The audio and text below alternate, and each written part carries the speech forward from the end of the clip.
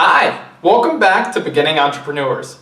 Today I'd like to talk about something very important for a lot of startups, and that would be funding. Now, since I'm doing YouTube videos, I'm doing something called bootstrapping, which is where you just get along by the strap of your boot. You fund it yourself. You use your own personal equity, your own cash reserves, and you do that to sustain the business. So a lot of people in the beginning, when they think, oh, I want to start a business, or I have an idea I want to flesh out, they don't go straight to it full time. I mean, that's a huge financial risk. So they kind of flesh the idea out and get a proof of concept going.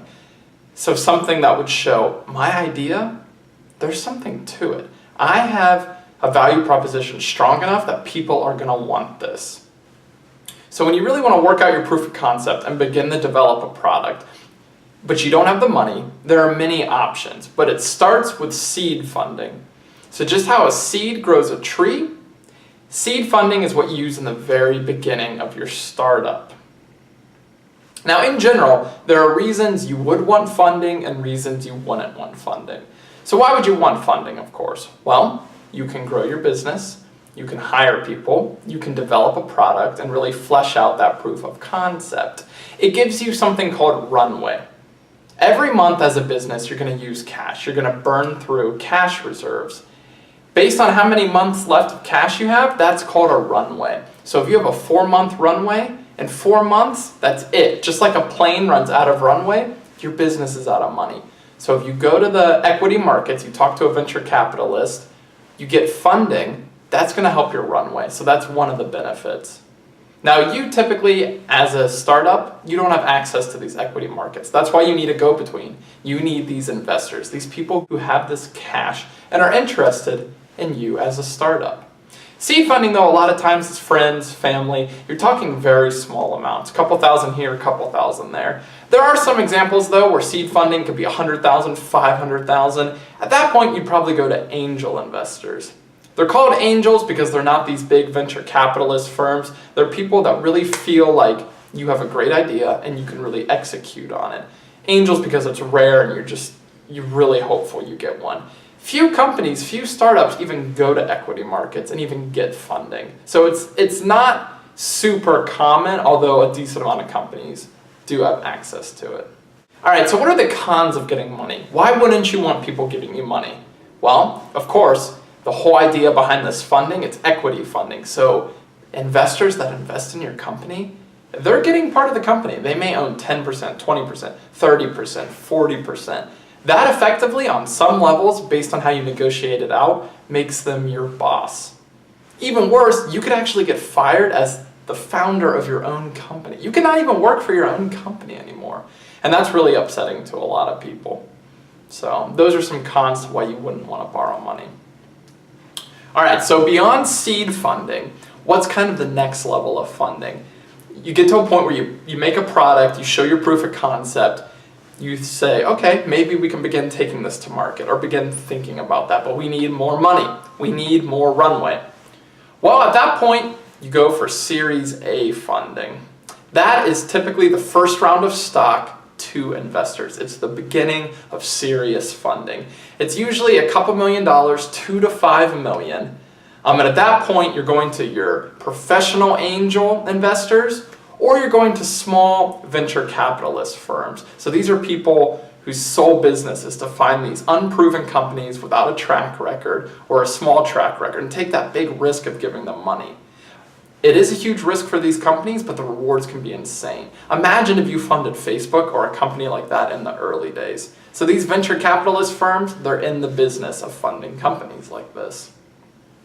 With Series A funding, typically, a lot of startups will make an actual physical product. If they haven't already in the proof of concept stage, they'll begin to hire marketing and get the word out to really build the brand and get attention.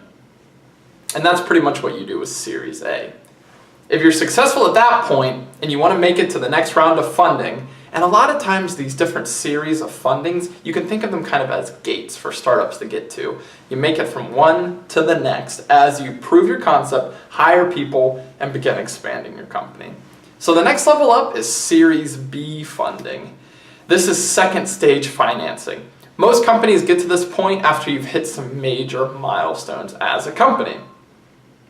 It's typically called the venture round. This is the point where, as a company, you are starting to have a profit. You're saying, we've had a proof of concept, we've made a product, we've marketed it, we're selling things, we're having revenue coming in. This is when a lot of venture capitalists get very interested. On average, in 2014, Series B funding was $14.7 million. So you can see that's quite the jump from the Series A funding of $2 to $5 million. Are you noticing a trend here with the letters? We're just going down the alphabet. So the next one that you hear about a decent amount is Series C funding. Expansion happens at this point. Companies can get bought out, a leveraged buyout where they buy a lot of the debt the company may have started accumulating at this point. In 2014, the average C series funding was $27.3 million. So we went from the $14 million of Series B to $27 at Series C. So this is a point where you'd really begin to recognize companies and say, okay, this is a pretty nationally known company. They're beginning to have a decent amount of cash to throw around. After Series C or D or E, you get to a certain type of financing a lot of people like to call mezzanine financing. So like a mezzanine in a building. Mezzanine involves debt and equity. Now the debt portion of it, think of it like a very high profile, intense loan. So at this point, a company wants to be leveraged, and leverage means taking on a certain amount of debt. So mezzanine financing, you can borrow millions as loans, very high interest rates, 20 to 30% interest. So insane amounts of interest rate. But a lot of these investors as well, I guess you wouldn't call them investors because it's not necessarily equity at this point. Part of the contract a lot of times with mezzanine financing, if the startup defaults, if the company defaults on the loan, there's equity involved at that point. So if you, at this point your company is a decent size, if you borrow $20 million in loans and you don't pay them back in a certain amount of time, you have somewhere in your deal pretty often that the company that loaned you this money, they suddenly get equity in your company. And of course, all this varies. All this funding varies on the type of company you are. You might use Series B a few different times. Your investors may have different agreements. It's not a one-size-fits-all, but these are the general layouts of financing. And again, too, this was just a very high-level overview of the different types of financing. But I hope you begin to have an idea in your head now of if you really think there's a chance your startup's doing well, you got to start looking for angel investors. There's all sorts of strategies and techniques for that.